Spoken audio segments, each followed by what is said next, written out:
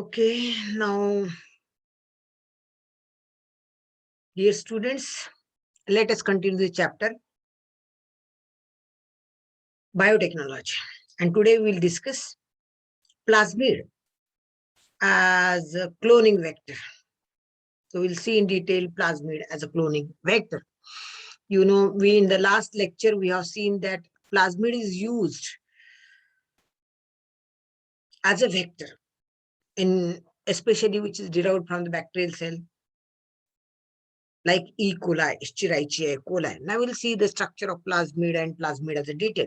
That you know it well, the plasmids are the extra chromosomal DNA present in the bacterial cell, and they act as a cloning vector.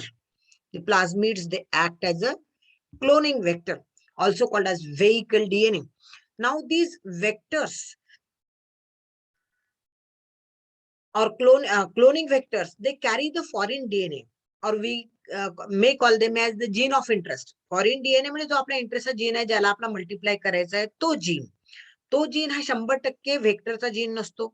तो बाहेरून कुठल्या तरी sale मधनं आपल्याला desired gene आपण separate करतो आणि तो व्हेक्टर मध्ये म्हणजेच प्लाझमिड मध्ये इन्सर्ट करतो. म्हणून तो प्लाझमिडचा जीन नसल्यामुळे, क्लोनिंग व्हेक्टरचा जीन नसल्यामुळे त्याला फॉरेन डीएनए सेगमेंट किंवा डिझायर्ड डीएनए असं सुद्धा म्हणू शकतो. So it is that desired DNA segment, if you want to multiply, it is to be carried along with the vector and then inserted in the host cell and then it is multiplied. So the vectors are the DNA molecules which can carry the gene of interest or foreign DNA and replicate the foreign DNA along with itself inside the host cell. The vector DNA vectors may be, आता vectorsचे example कोणते? आता कालच्या lecture पर्यंत आपण बघितलं की plasmid in E. coli or bacterial cell act as a popularly used as a vector. मग फक्त plasmidच vector म्हणून वापरले जातात का? No. So there are different types of vectors which are used for as a vehicle DNA or during the rDNA technology for carrying the foreign DNA or gene of interest. Gene of interest carry करण्याकरता वेगवेगळ्या प्रकारचे vectors वापरले जातात. काही vectors हे naturally बॅक्टेरियामध्ये किंवा काही plants मध्ये दिसून येतात. तर काही व्हेक्टर्स हे आर्टिफिशियली सिंथसाइज पण केले, त्यांना सिंथेटिक व्हेक्टर्स असं म्हणूया आपण. तर असे वेगवेगळ्या प्रकारचे व्हेक्टर्स वापरतात. कोणकोणते व्हेक्टर? आपण कॉमनली बघितलं plasmid which is found in the bacterial cell is used as a cloning vector. Then in bacteriophages, they are also used as a vector. The bacteriophages आपण previous chapter मध्ये bacteriophages बघितल्या, how they infect the bacterial cell and cause disorders to the bacterial cell. Ultimately, sometimes they may kill the bacterial cell. म्हणून मग त्यांना bacteriophages असं म्हटलं, which phase or infect the bacteria, therefore called as bacteriophages. These bacteriophages can also act as a vector. The different bacteriophages which act as a vector, they are M13, lambda virus, etc. Then cosmids, plasmid पेक्षा छोटे असतात, double stranded circular DNA, त्यांना म्हणतो आपण cosmid. Phagmids, these also act as a cloning vector. Then some synthetic or artificial chromosomes also act as a vector, can be used as a vector. They are BAC, YAC, and MAC. BAC, bacterial artificial chromosome, YAC, yeast artificial chromosome, and MAC, mammalian artificial chromosomes. So these are the examples which can be used as a vector along with plasmid. Plasmid तर वापरला जातो, पण plasmid शिवाय यापैकी सुद्धा वेगवेगळे chromosomes किंवा बॅक्टेरियोफेजेस, cosmid, फॅगमिड, etc. they can be used as a cloning vector. Most commonly used is plasmid. The plasmids, they can be artificially prepared or the synthesized. They are PBr322, PUC, TI plasmids. These are the different types of plasmid vectors. आता plasmid vectors हे plasmidच आहे, पण हे वेगवेगळ्या ठिकाणी डिस्कवर केले गेलेले आणि अकॉर्डिंगली त्यांचं नॉमेनक्लेचर झालं. आता PBr322 हा बोलिव्हर आणि रॉड्रिग्ज या दोन शास्त्रज्ञांनी हा प्लाझ्मिड तयार केला किंवा शोधून काढला आणि त्याला नंबर दिला त्यांनी 322. P for plasmid, B for Bolivar and R for Rodriguez and it is the number. हे एका नॉमेनक्लेचर सिस्टीमनी या प्लाझ्मिड्सला नाव दिलेले आहे. PUC it is a plasmid discovered in the university of California म्हणून त्याचं नाव दिलंय, त्या प्लाझ्मिडचं नाव दिलंय PUC. तर हे वेगवेगळ्या प्रकारचे प्लाझ्मिडचे एक्झाम्पल आहेत. These are the plasmids, PBr 322, PUC. Then TI plasmids. TI plasmids are found in the plant cells. साधारणपणे प्लांट मध्ये जर आपल्याला जीन ट्रान्सफर करायचं असेल तर TI प्लाझ्मिड्स वापरले जातात, ज्याच्यामध्ये TDNA नावाचा एक पार्ट असतो आणि तो TDNA च्या प्लेस मध्ये जीन ऑफ इंटरेस्ट ऍड करून त्या ठिकाणी प्लांटमध्ये जर आपण रिकॉम्बिनंट DNA टेक्नॉलॉजी नवीन जीन ऍड करायचं असेल तर TI प्लाझ्मिड्स वापरले जातात. त्या आपण डिटेल्स मध्ये पुढे बघणार आहोत. बॅक्टेरियोफेजेस तुम्हाला मागच्या चॅप्टर मध्ये आपण बॅक्टेरियोफेज डायग्राम सहित समजवलेला आहे. So these are the viruses which infect the bacteria, therefore called as bacteriophages. The different bacteriophages, they are used as a vector. That is lambda phase, M13 phase. ह्या दोन डिफरंट टाइप्स ऑफ बॅक्टेरियोफेजेस आहे की ज्यांचा वापर आपण cloning vector म्हणून करतो. नंतर मग what are the qualities of a good vector? A good vector should have ability to replicate independent replicate करण्याची कॅपॅसिटी एखादा चांगला वेक्टर असेल तर त्याच्यामध्ये त्याला स्वतः रेप्लिकेट करता आलं पाहिजे. देन का रेप्लिकेट करता आलं पाहिजे? कारण ह्या वेक्टरला या ठिकाणी तुम्ही बघितलं व्हेक्टरला रिकॉम्बिनंट DNA अटॅच आहे किंवा जीन ऑफ इंटरेस्ट अटॅच आहे. म्हणजे हा जेव्हा रेप्लिकेट होईल ऑटोमॅटिकली याच्यासोबत हा जीन ऑफ इंटरेस्ट पण रेप्लिकेट होणार आहे. आणि म्हणून this good vector should have a capacity to replicate independently so that along with the vector the gene of interest or you can say the foreign gene also can be multiplied. Okay, then the vector should be able to introduce easily into the host cell. So whatever the host cell may be, ती E coli असेल किंवा आणखी कोणती sale असेल किंवा एखादी plant sale आहे ज्याच्यामध्ये आपण व्हेक्टर इंट्रोड्यूस ज्याच्यामध्ये आपण जीन ऑफ इंटरेस्ट इंट्रोड्यूस करायची इच्छा करतो रिकॉम्बिनंट डीएनएच्या स्वरूपात, तर तो इझिली कुठल्याही होस्ट मध्ये त्याला शिरता आलं पाहिजे. It should have that capacity to get introduced easily into the host cell so that it can multiply within the host cell. Okay, so these are the most important qualities which are needed in a good cloning vector. So keeping into mind these qualities, many times the scientists they prepare the cloning vector in the laboratory conditions. Laboratory conditions मध्ये पण cloning vectors तयार केले जातात, artificially तयार केले जातात आणि चांगल्या क्वालिटीचे तयार केले जातात सो दॅट त्यांची कॅपॅसिटी ह्या नॅचरल व्हेक्टर्स पेक्षाही जास्त क्लोनिंग कॅपॅसिटी त्यांची असावी या उद्देशाने ते तयार केले जातात. आता या ठिकाणी हा प्लाझ्मिड चा डायग्राम दिलेला आहे. तर प्लाझ्मिड मध्ये ऍज अ व्हेक्टर काय काय असतं? तर plasmid vector should have marker genes, त्याच्यामध्ये मार्कर जीन असले पाहिजे. These are the fluorescent DNA fluorescent patch in the plasmid. Plasmid मधला तो एक फ्लुरोसंट म्हणजे ग्लिटरिंग इल्युमिनेटिंग पॅच असतो, त्याला म्हणतो आपण marker gene. For antibiotic resistance, antibiotic resistance करता जीन असला पाहिजे, मार्कर जीन असले पाहिजे. It should contain a unique cleavage site in one of the marker gene. त्या मार्कर जीन मध्ये काही क्लिव्हेज साइट्स असल्या पाहिजे की ज्या ठिकाणी रेस्ट्रिक्शन एंडोन्यूक्लियसने तो जीन कट केला पाहिजे. फॉर एक्झाम्पल रेस्ट्रिक्शन डायजेशन म्हटलं या ठिकाणी, तर या ठिकाणी हा जीन या रेस्ट्रिक्शन साइटला कट केला जातो. मार्कर जीन सहज त्या ठिकाणी रेस्ट्रिक्शन साइट्स असल्या पाहिजे. It should have the control elements like promoter operator सारखे कंट्रोल युनिट्स पण त्या ठिकाणी असले पाहिजे. जी प्रोसेस आहे DNA लायगेशनची किंवा फॉरेन डीएनएच्या लायगेशनची किंवा लायझोझाईम्स काय करतात की DNA ला सेल्स ब्रेक करून DNA सेपरेट करतात. तर अशा प्रकारच्या प्रोसेसला इनिशिएट करण्याकरता प्रोमोटर जीन्स पण त्याच्यावरती असले पाहिजे, जे रेस्ट्रिक्शनला cleaving of the particular DNA sequence त्याला मदत करते. अशा करता मग कंट्रोल एलिमेंट्स त्या ठिकाणी असले पाहिजे in the form of promoter and operator. These vectors are constructed by inserting gene for antibiotic resistance.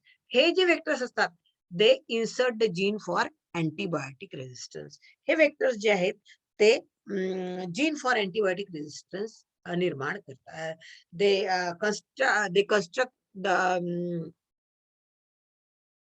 generally the vectors are constructed for inserting the gene of antibiotic resistance. काही vectors specifically अशा प्रकारे construct केले जातात, म्हणजे तयार केले जातात की ज्यांच्यामध्ये antibiotic resistance gene specifically insert केले जातात आणि त्याचा रेजिस्टन्स पॉवर वाढवली जाते. फॉर एक्झाम्पल PBR 322 आपण लॉंग फॉर्म बघितला होता. Plasmid discovered by Bolivar and Rodriguez and number is 322. PBR 320, the plasmid is discovered by the same pair of scientists Bolivar and Rodrigues and the number is 320. 320व्या नंबरचा plasmid आहे. म्हणजे एका lab मध्ये शेकडो हजारो प्लाझमिड्सची निर्मिती केली जाते आणि मग सायंटिस्ट जेव्हा प्लाझमिड्स वेगवेगळ्या क्वालिटीचे तयार करतात त्याला वेगवेगळे नंबर्स देतात अँड दे आर नॉमेनक्लेटेड. तर अशा पद्धतीने ते नॉमेनक्लेट त्या ठिकाणी केले जातात. अकॉर्डिंगली आपल्याला या ठिकाणी नावही दिसतात. ओके, त्याच्यानंतर मग आपण बघतो की आता ही वेगवेगळी अशा पद्धतीने नावं दिलेली आहे. PBR 322, PBR 320, PACYC 177. हे वेगवेगळ्या सायंटिस्टची, त्याच्या युनिव्हर्सिटीनी, त्या कुठल्या इन्स्टिट्यूटनी ते तयार केलेलं आहे, कुठल्या एखाद्या स्टेटनी, एखाद्या नेशननी तयार केलं असतील. अकॉर्डिंगली ती नावं त्या ठिकाणी दिलेली असतात. पण यापैकी PBR 322 is considered to be most effective cloning vector in the for RDNA technology, which is used for RDNA technology. RDNA technology मध्ये इफेक्टिव्हली वापरण्यात जाणारा जे क्लोनिंग वेक्टर आहे ते PBR 322 कन्सिडर केलं जातं, ज्यामध्ये प्रमोटर जीन दिसतो, अँटीबायोटिक रेजिस्टन्स दिसतो, सिलेक्टेबल मार्कर्स असतात की ज्या मार्कर्स मुळे ट्रान्सफॉर्म सेल आयडेंटिफाय करता येतात, रेस्ट्रिक्शन साईट असते की ज्या ठिकाणी स्टॅगर्ड कट देऊन जीन ऑफ इंटरेस्ट त्या ठिकाणी इन्सर्ट केला जातो आणि ओरिजिन ऑफ रेप्लिकेशन मध्ये ORI साईट म्हणजे ओरिजिन ऑफ रेप्लिकेशन साईट पण त्या ठिकाणी असते, हे रेप्लिकेशन मध्ये मदत करते. तर हे सगळे इन्फॉर्मेशन, ऍडिशनल इन्फॉर्मेशन झाली वेक्टर्स बद्दल की वेक्टर्सचे कंपोनेंट्स काय आणि केव्हा एखादा वेक्टर जास्त इफेक्टिव्ह असतो, whether all the vectors are naturally found in the microbial cell or whether they are constructed. Yes, they may be found naturally or they may be constructed in laboratories.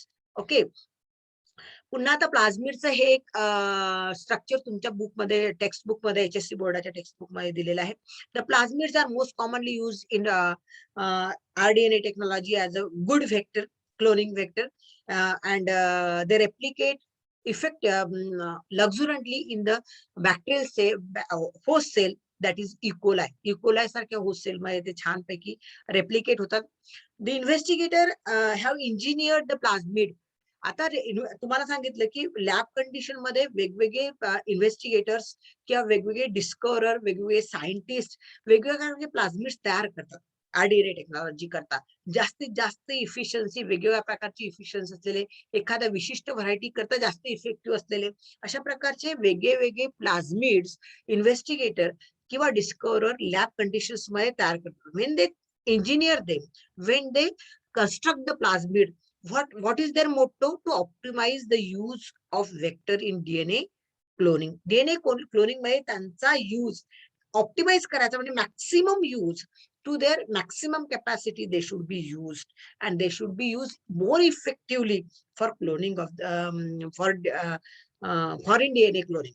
Okay, a polylinker is त्याच्यामध्ये एक भाग असतो त्याला म्हणतो आपण पॉलिलिंकर, की याच्यामध्ये ORI म्हणजे point of origin site of origin असते. अँप्लिसिन रेजिस्टन्स म्हणजे अँटीबायोटिक रेजिस्टन्स जीन असतो, त्या अँप्लिसिन रेजिस्टंट जीन दाखवला इथे, त्याला AMPR म्हटलं तर अँप्लिसिन रेजिस्टंट जीन, आणि हा जो छोटा जीन दाखवला पॉलिलिंकर असं म्हटलंय. So this is region where the restriction endonuclease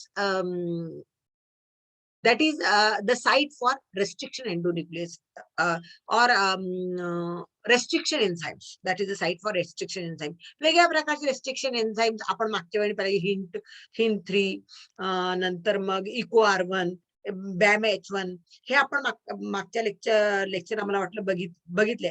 आता उरलेले काही सांगते तुम्हाला की हिंट 3 नंतर SPHL PSTL1 SAL XBAL BAM H1 SAM-AL KPNL SACL EcoR1 या हे वेगवेगळ्या प्रकारचे रेस्ट्रिक्शन एन्झाईम आहे.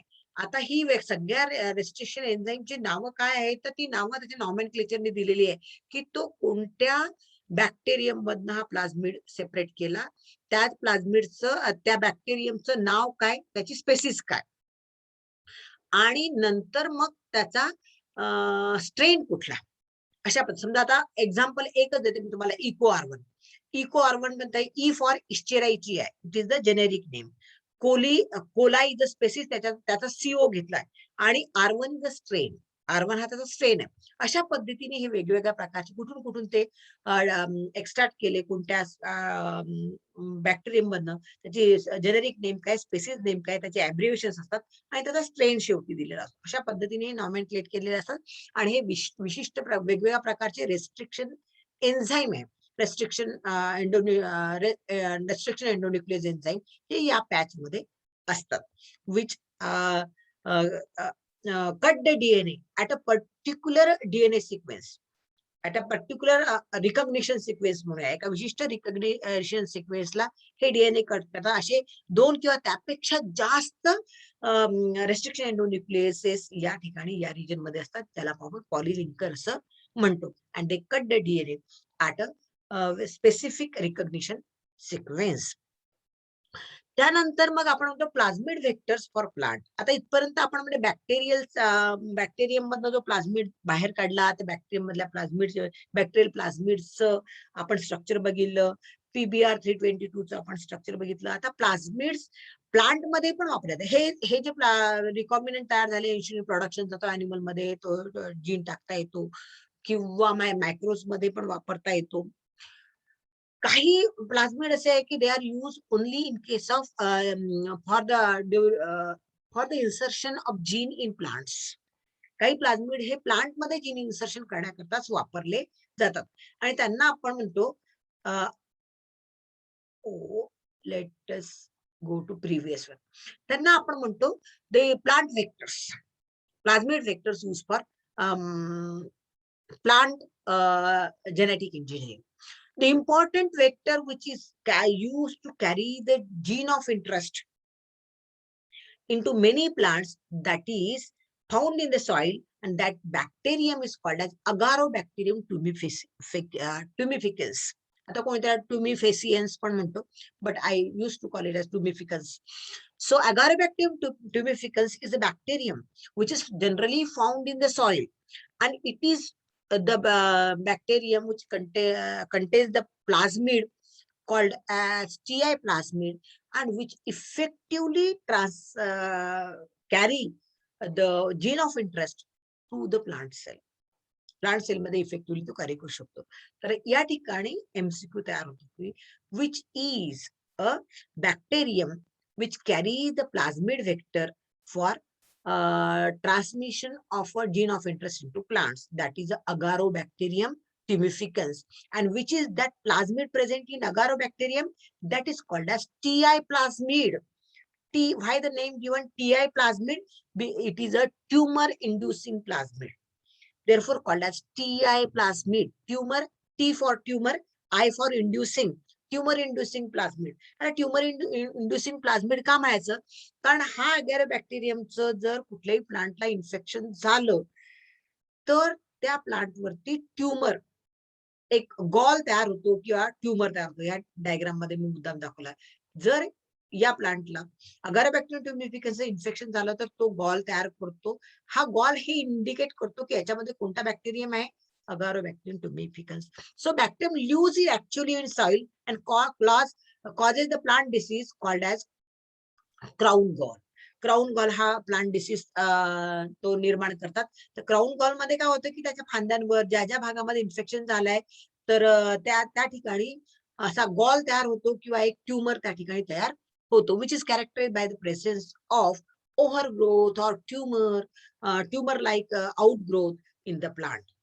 Agrobacterium tumeficans contains, it is a bacterium, so it contains a plasmid called as Ti plasmid. The plasmid is called as Ti plasmid because it uh, is responsible to produce the tumor, and since it induces tumor, it is called as Ti plasmid. That Ti plasmid असं म्हटलं जातं. The Ti plasmid contains transposon called as tDNA. ह्या TI प्लाझ्मिड मध्ये ट्रान्सपोझोन्स असतात, त्यांना tDNA असं म्हणतात. ट्रान्सपोझोन्स म्हणजे काय? सगळ्यात पहिल्यांदा ट्रान्सपोझोन्स, आता तुम्हाला डिटेल मध्ये यावर्षी नाही आहे, पण जुन्या सिलेबस मध्ये होतं. Transposons are the DNA segments or DNA sequences which can change their location within the genome. एक सेलचा जिनोम आहे, कारण एंटायर डीएनए, त्या डीएनए मध्ये कुठेतरी एक डीएनए सिक्वेन्स असेल, तो डीएनए सिक्वेन्स त्या जिनोमच्या आतमध्ये समजा तो 5 प्राईम एंडच्या जवळपास असेल, तो पुढे 3 प्राईम एंडला जाऊ शकतो, किंवा त्या मोठ्या जिनोमिक सिक्वेन्स मध्ये एका जागेवर दुसऱ्या जागेवर आपली पोझिशन चेंज करतो. सो म्हणून त्याला पोझोन मीन्स पोझिशन ट्रान्सफर होते, means it changes it's position with in the genome. हा डीएनए सिक्वेन्स स्वतःची पोझिशन, त्याचं लोकेशन जिनोम मध्ये चेंज करतो, आयदर बाय कॉपिंग इटसेल्फ, त्यात स्वतःचा सिक्वेन्स कॉपी करतो आणि तो कॉपीड सिक्वेन्स दुसऱ्या लोकेशनला पेस्ट करतो, किंवा मग स्वतःच्या लोकेशन मध्ये पूर्णपणे तो कट होतो आणि दुसऱ्या लोकेशनला जाऊन पेस्ट होतो. म्हणजे either by the copy paste mechanism or by the cut paste mechanism it changes its location, आणि म्हणून त्यांना म्हणतो आपण ट्रान्सपोझोन्स. थोडा रेफरन्सचा भाग होता, ट्रान्सपोझोन हा कन्सेप्ट तुम्हाला कळायला पाहिजे म्हणून सांगितलं. So T I plasmid contain the transposon. तर अशा प्रकारचा ट्रान्सपोझोन्सला जम्पिंग जीन्स पण म्हणतात, because they jump and change their location. म्हणजे एका ठिकाणाहून दुसऱ्या ठिकाणी ते कट आणि पेस्ट मध्ये असं वाटतं की त्यांनी एका ठिकाणाहून दुसऱ्या ठिकाणी उडी मारली आणि आपली पोझिशन चेंज केली, आणि म्हणून त्याला जम्पिंग जीन्स असं सुद्धा म्हणतात ट्रान्सपोझोनला. तर याच्या टीआय प्लाझ्मिड मध्ये असा एक छोटासा डीएनए सिक्वेन्स असतो, ज्याला tDNA असं म्हणतात. It is nothing but a transposon. तो ट्रान्सपोझोन सारखा काम करतो, तो त्याचं लोकेशन चेंज करतो within that plasmid. Circular plasmid मध्ये तो स्वतःचं लोकेशन चेंज करू शकतो. So T I plasmid contain a transposon means DNA sequence can change its position, that is called as tDNA. त्याला म्हणतो आपण tDNA. आणि ह्या tDNAच्या तो पोझिशन आपली चेंज करू शकतो, तो त्याचं कटिंग सहजी होऊ शकतं, दुसऱ्या लोकेशनला पेस्टिंग होऊ शकतं, म्हणून तो tDNAचा पार्ट बरोबर रेस्ट्रिक्शन एंडोन्यूक्लियसनी कट करून त्या ठिकाणी जीन ऑफ इंटरेस्ट पेस्ट केला जातो किंवा लायगेट केला जातो, इन्सर्ट केला जातो, आणि अशा प्रकारे easily using the TI plasmid the gene of interest is inserted on TI plasmid and recombinant DNA is produced and it is directly either inserted in the plant cell. तो तयार झालेला recombinant DNA directly plant cell मध्ये वेगवेगळ्या पद्धती आहे, त्या माध्यमातून एक डायरेक्ट इन्सर्ट केला जातो, किंवा मग त्याचा या टीआय प्लाझमिड सोबत रिकॉम्बिनंट डीएनएचं एखाद्या कॉम्पिटंट होस्ट मध्ये, इकोला सारख्या कॉम्पिटंट होस्ट मध्ये टाकून त्याचं रेप्लिकेशन केलं जातं, आणि नंतर तो त्याच्या मल्टिपल कॉपीज तयार केल्या जातात, जीन बँक मध्ये वगैरे ठेवून लागेल त्यावेळेला त्यांचा वापर केला जातो. So transposon with the new DNA can still be inserted into the host cell. तो पुन्हा होस्ट सेल मध्ये इन्सर्ट करता येऊ शकतो. जरुरी नाही की डायरेक्ट तो रिकॉम्बिनंट डीएनए तयार झाला की तो प्लांट मध्ये डायरेक्ट टाका. प्लांट मध्ये डायरेक्ट पण टाकता येतो रिकॉम्बिनंट डीएनए. त्याच्या काही मेथड्स आहेत, त्याच्या मेथड्स पुढे मी तुम्हाला सांगणार आहे कुठल्या कुठल्या मेथड्स आहेत. किंवा मग तो एखादा कॉम्पिटंट होस्ट सेल मध्ये ट्रान्सफर करून मग त्याचं क्लोनिंग, रितसर क्लोनिंग केलं जातं. Now the plant cell containing tDNA can be grown in a culture and induce into a new transgenic plant. हा जो प्लांट सेल मध्ये त्या tDNA मध्ये जर आपण एखादा नवीन फॉरेन टाकला तर तो कल्चर करता येतो and can be induce into a new transgenic plant, Naveen plant transgenic plant मध्ये तो पुन्हा आपल्याला इंट्रोड्यूस पण करता येतो. आता कसं होतं ते बघा, की हे एक प्लांट बॉडी आहे. याच्या मी तुम्हाला सांगितले की Agrobacterium tumefaciens it is a soil bacterium, so it is present in the rhizosphere zone. Rhizosphere म्हणजे रूटच्या आजूबाजूचा जो मातीचा भाग असतो त्याला रायझोस्पियर म्हणतात. Means the area surrounding the root, it is the rhizosphere. तर ह्या रायझोस्पियर मध्ये हे अगारबॅक्टेरियम ट्युबिफिकन्स असतं. इथून हा याने जर प्लांटला इन्फेक्ट केलं तर प्लांट मध्ये गॉल्स दिसून येतात. तर हा बॅक्टेरियमच्या आतमध्ये जो प्लाझ्मिड असतो त्याला आपण अगारबॅक्टेरियमच्या आतमध्ये जो प्लाझ्मिड आहे त्याला काय म्हटलं आपण, टीआय प्लाझ्मिड. का म्हटलं टीआय प्लाझ्मिड? कारण तो ट्युमर इंड्युसिंग आहे म्हणून त्याला टीआय प्लाझ्मिड म्हटलं. या टीआय प्लाझ्मिड मध्ये एक ट्रान्सपोझोन एरिया असतो, म्हणजे असा डीएनए सिक्वेन्स असतो की जो स्वतःची लोकेशन चेंज करू शकतो, त्याला आपण म्हणतो T-DNA. Along besides this, the plant bacterial cell has its own chromosomal DNA, स्वतःचा क्रोमोझोमल डीएनए पण त्याच्यामध्ये असतो आणि हा प्लाझ्मिड पण असतो. याच्यामधला अगारोबॅक्टेरियम मधल्या प्लाझ्मिडला आपण टीआय प्लाझ्मिड म्हणतो आणि त्याच्यामधला स्पेसिफिक डीएनए जो ट्रान्सपोझोन म्हणून ऍक्ट करू शकतो त्याला आपण म्हणतो टीडीएनए. आता हा टीडीएनए टीडीएनए आपण प्लांट सेल मध्ये, कुठल्याही प्लांट सेल मध्ये जर डायरेक्ट ह्या एखाद्या प्लांटच्या रायझोस्पियर मध्ये जरी अगारोबॅक्टेरियम नसेल आणि तो जर प्लांट सेल मध्ये आपण हा टीडीएनए इन्सर्ट केला आणि ती प्लांट सेल जर इकडे प्लांट मध्ये इन्सर्ट केली तर त्या प्लांटला गॉल दिसू, you can see the crown gall over there.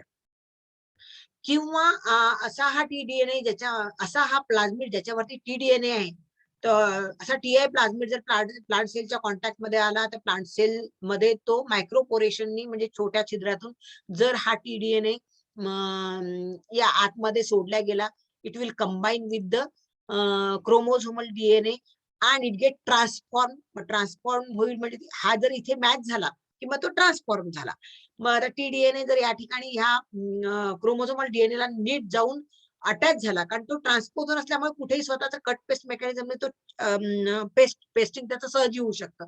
मग त्याच्यामध्ये ती कॅपॅसिटी आहे बिकॉज इट इज अ ट्रान्सपोझोन. मग हा इथे हा या ठिकाणी अटॅच होईल. हा अटॅच झाला की आता हा नॉर्मल स्ट्रक्चरल क्रोमोझोमल डीएनए नाही आला, याच्यामध्ये आता टीडीएनए आहे. तर टीडीएनए असलेला स्ट्रक्चरल प्लांटचा क्रोमोझोमल डीएनए मग पुढे मल्टिप्लाय केला जातो on in the lab condition. त्याच्यापासून त्याच्या सेपरेट कॉलनीज तयार केल्या जातात आणि सेल कल्चरनी, आणि मग त्याच्यापासून लॅब कंडिशन मध्ये छोटस प्लांट जनरेट केलं जातं. मग त्या प्लांटचं हार्डनिंग केलं जातं, म्हणजे तो प्लांट पुढे कुंडीमध्ये ट्रान्सफर केलं जातं. आणि त्या प्लांटच्या सेलमध्ये जर तुम्ही पाहिलं तुम्हाला त्या प्लांटच्या प्रत्येक सेलमध्ये तुम्हाला कोणता जीन दिसेल, हा जो आपण टीडीएनए दिसेल. Every cell of this plant will show the tDNA in their structural chromosome. So in this way the plant, normal plant जे होतो ते आता ट्रान्सजेनिक प्लांट झालाय, ज्याच्यामध्ये नॉर्मल स्ट्रक्चरल क्रोमोझोमल डीएनए नाही तर ट्रान्सजेनिक क्रोमोझोमल डीएनए त्या ठिकाणी आहे. The plant is called as transgenic plant. अशा पद्धतीने प्लांट मध्ये आपण एखादा डीएनए इन्सर्ट करू शकतो युजिंग द अगारोबॅक्टेरियम ट्युबिफिकन्स. आता पुन्हा थोडस अजून बघू की अगारोबॅक्टेरियम ट्युबिफिकन्स ही सॉइल बॅक्टेरिया आहे. हा स्ट्रक्चर त्याचा क्रोमोझोमल डीएनए आहे, हा त्याचा टीआय प्लाझ्मिड आहे. ह्या टीआय प्लाझ्मिड मध्ये ही जी साईट आहे, ही साईट आहे टीडीएनए. ही T D N A restriction T D N A restriction site म्हणून वापरली जाते. या ठिकाणी टीआय प्लाझ्मिड या ठिकाणी हा कट केला जातो. कट केल्यानंतर जीन ऑफ इंटरेस्ट एखाद्या प्लांट सेल मधनं काढून तो या ठिकाणी इन्सर्ट केला जातो आणि directly it is inserted into the plant and plant become transgenic. जो जीन ऑफ इंटरेस्ट आपण या ठिकाणी इन्सर्ट करू ते कॅरेक्टर मग ह्या प्लांट मध्ये एक्सप्रेस होतं. जर हा जीन ऑफ इंटरेस्ट आपल्याला प्रोटीन प्रोडक्शनचा जीन असेल तर या प्लांट मध्ये प्रोटीन प्रोडक्शन करेल तो. फॉर एक्झाम्पल आपण बीटी कॉटन मध्ये पाहिलं की बीटी टॉक्झिन तयार करणारा जीन, बीटी प्रोटीन तयार करणारा जीन इन्सर्ट केला आणि तो रिकॉम्बिनंट मग प्लांट मध्ये इन्सर्ट केला तर प्लांट मध्ये सगळ्या सेल्स मध्ये बीटी प्रोटीन्स ची निर्मिती झाली आणि मग प्लांटला पॉड बोअरर लागण होऊ शकली नाही आणि मग आपण त्या प्लांटला transgenic plant of cotton, and we named that plant as BT cotton. तर अशा पद्धतीने याच पद्धतीने अगरबॅक्टरम ट्युबिफिकन्स सारखा बॅक्टेरियम वापरून क्लोनिंग वेक्टर वापरून आपण ट्रान्सजेनिक प्लांट तयार करू शकतो.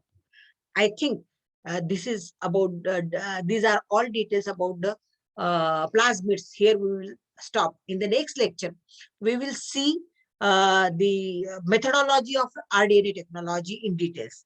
Here we will stop. Thank you. Thank you very much.